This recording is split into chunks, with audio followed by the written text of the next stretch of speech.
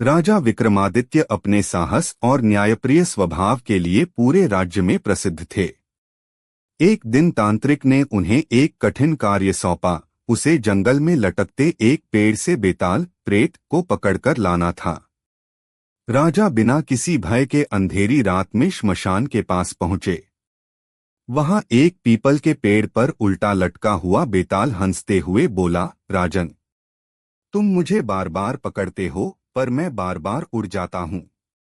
लेकिन यदि तुम मेरी पहेली का उत्तर दोगे और सही उत्तर जानते हुए भी चुप रहे तो तुम्हारा सिर फट जाएगा। यदि उत्तर नहीं जानते तो मैं चुपचाप तुम्हारे साथ चलूंगा। राजा ने सहमति दी। बेताल ने कहानी सुनानी शुरू की। विदर्भ नगरी का राजा चंद्रसेन था।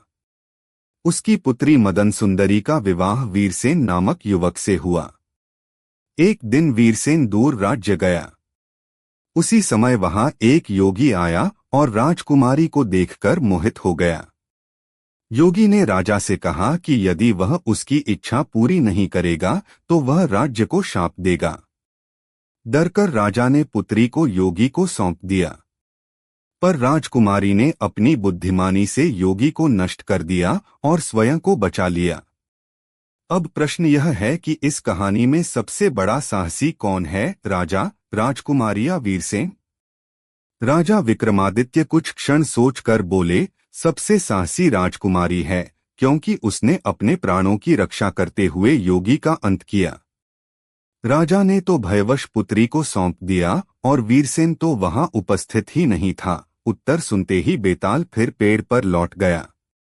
राजा ने बार बार प्रयास किया। हर बार बेताल नई कहानी सुनाता और पहेली पूछता। इस तरह कई रातें बीतीं।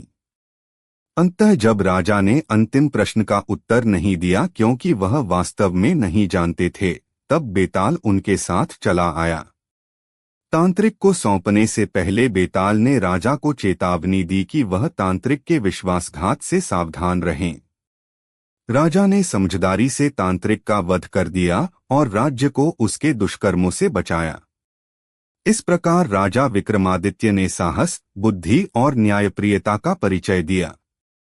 बेताल ने आशीर्वाद दिया और अदृश्य होकर चला गया। राजा अपने महल लौटे और प्रजा में उनकी कीर्ति और बढ़ गई। वीडियो अच्छा लगा तो लाइक्स, शेयर और सब्सक्राइब करें। धन्यवाद।